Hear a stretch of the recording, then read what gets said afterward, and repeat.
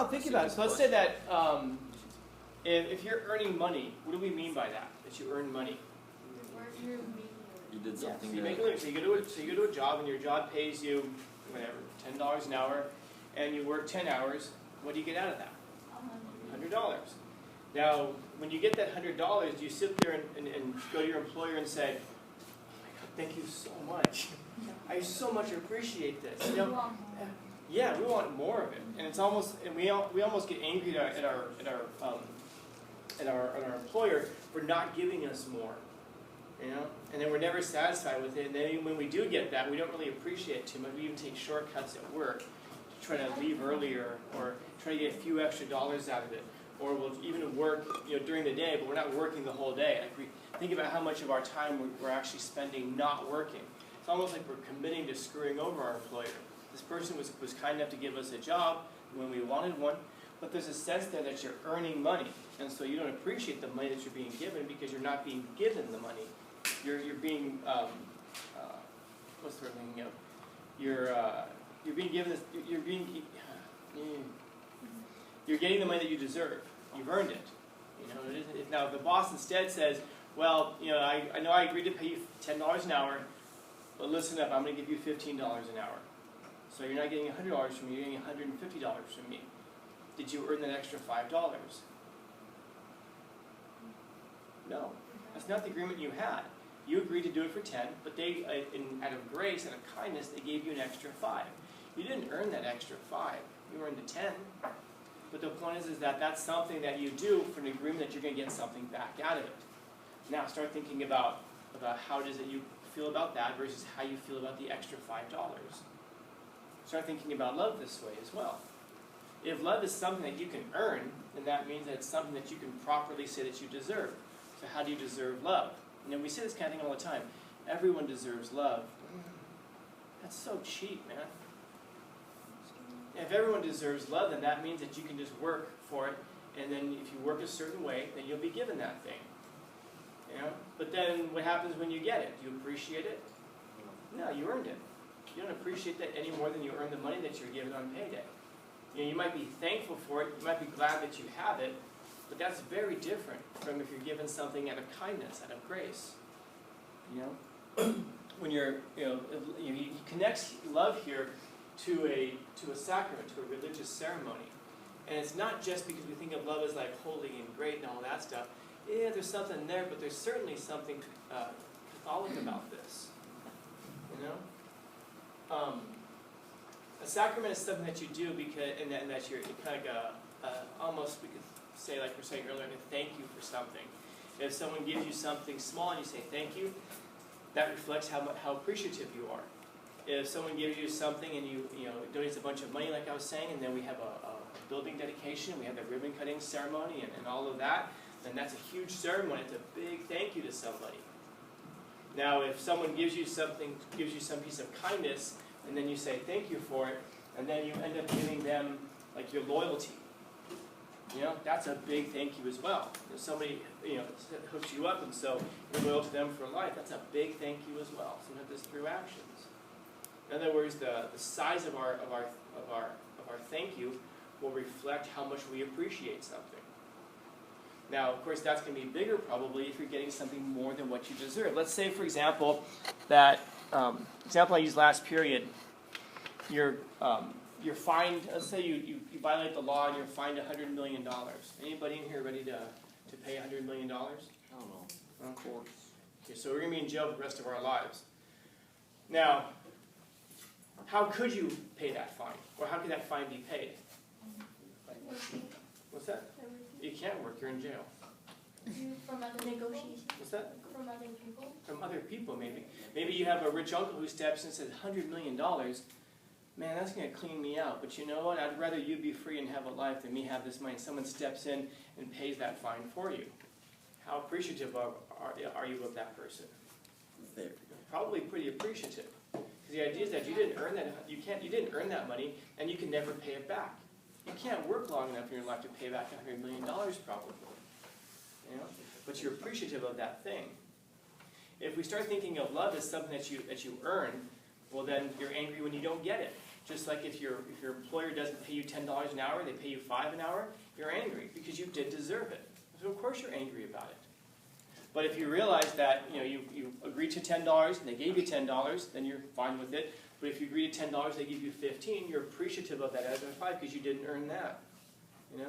Thinking of love this way, if you work for love and you don't get it from somebody, it's not requited, it's not given back to you, well, of course you're going to be angry about it. I did all this work, and I sent flowers, and I sent the goodnight messages, and I liked all of her pictures, and she still wouldn't talk to me, bitch. Well, yeah, of course you're angry because you think that love is purchased, that love is bargained for in the same way that a paycheck is bargained for. But love isn't that. Love is something that you can't earn. I mean, I'd be interested to ask somebody, if you feel like you deserve love, like you've earned someone's love, I guess, what have you done to earn their love? Love's nice to them. You should be nice to everybody anyway. Well, I like their pictures. Yeah, but you did it out of selfishness, not out of love. You did it because you're trying to get something out of that person. You're just pissed off because you didn't get it out of them, which they never promised to give you in the first place. That's not your boss who agreed to give you $10 an hour. They never agreed to that. But they should have. Why? Because you wanted it. Because you're selfish and because you're thinking that that's the way to love. And that's what upsets us when we feel like we deserve something. But again, I know I keep beating that point, but if you feel like you deserve it, you feel like you've earned it, then when you get it, it's just kind of compensation. Now, if you get something that's way better than what you deserve, $100 million bail, $15 an hour, whatever that thing is, then you're going to appreciate it a hell of a lot more, and you're going to realize the scope of the gift. If you understand what love is, that it's an absolute gift that a person gives you, not because you deserve it, but because it's coming from them. It's not because of you. In other words, you're not necessarily loved because of who you are. Yeah, part of it, true. But again, none of us sees the world the way that it really is. We see the world the way that we are. Very few of us, I imagine, see us the way that people who love us see us. Because in our dark moments, our dark rooms at night before we go to sleep, we realize that what's so lovable about us? We're angry, we're frustrated, we're confused, we're depressed, we're irrational, we're selfish little pleasure-seeking monsters running around the world. We ruin each other first chance we get, we backstab, we're cowardly, we're all of these things. And even as smart as we think we are, we're not nearly as smart as actually smart people who really, really, really are smart people. And then, even the smartest people in the world are only people. So they don't, they're not even, they know more than the rest of us, but they're not smart in the grand scheme of things. In other words, knowing how the universe works and all of that stuff. And so there's really nothing about us necessarily that makes people love us. Now, when you kind of realize that about yourself, you can approach it a couple of ways. You can say, man, there's nothing lovable about me. I suck. I'm terrible. Yeah, so improve yourself. Fix yourself. Because once you realize that, now you can start to get better in those ways. Like I was talking about last semester. Remember I was talking about like for men, what percentage of men do women rate as being above average attractiveness? 20%. Guys, that means that women think that 80% of us are below average attractiveness. And that's, by the way, that's impossibility. You can't have 80% below average. The average would have to, you have to bump that average up. But that's a good thing. Because if you sit there and think like, oh man, she thinks I'm ugly, she probably does. But that's a good thing. Because if being attractive is enough, then what do you have to work? What do you have to do to improve yourself? Well, nothing. But if you realize that people think you're ugly, then what do you have to do? Well, you better get smart, or which was my angle, or you better get funny, or you better get ambitious, or you better get mature, or you better get successful. In other words, you better improve some other aspect of your life so that you are attractive. And by the way, even when you are attractive in those ways, it doesn't mean you deserve a person's love. It doesn't mean you've earned their love. So then when that person does find you and picks you up and dusts you off and is like, yeah, this is not a great person, but this is my person. And then they pour the love into you. Not because of you, but because it's something that they're doing. The love comes from the other person. And then you can receive that love. And then you can sit there and realize and go, wow, this is a pretty cool gift someone's given me. Somebody has given me essentially their most intimate self, their deepest self. What's that worth? What's your deepest self-worth? I mean, if I ask you to put a price tag on it, can you do that? You know? Hopefully not. Hopefully you aren't sitting there thinking about how to calculate that. $100.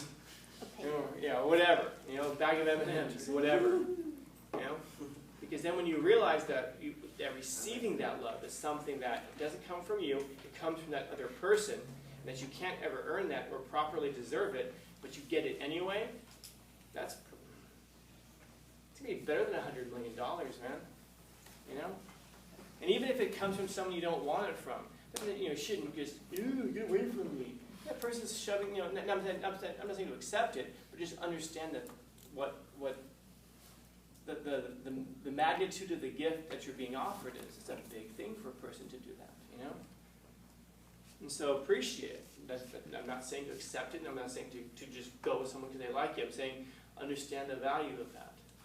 And that when you receive it from a person, you know, it's got a lot to do with how it is that they see you, which a lot of times is a beautiful thing, man, because the people who love you, they see you probably better than how you see yourself.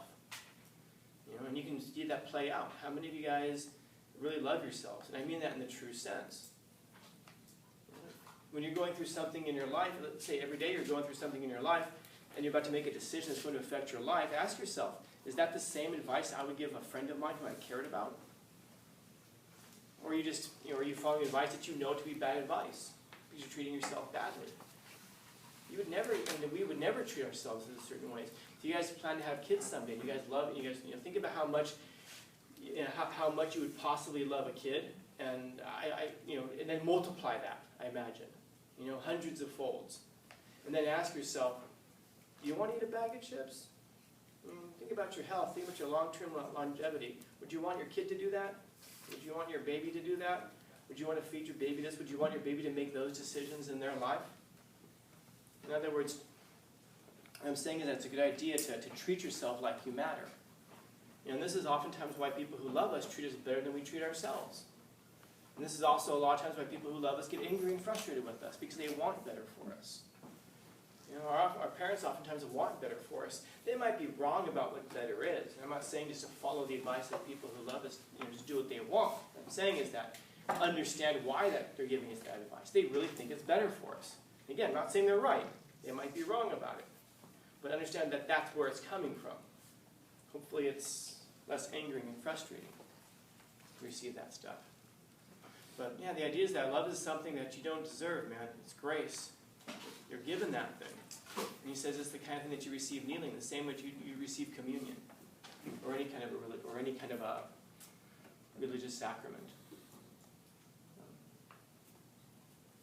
Questions?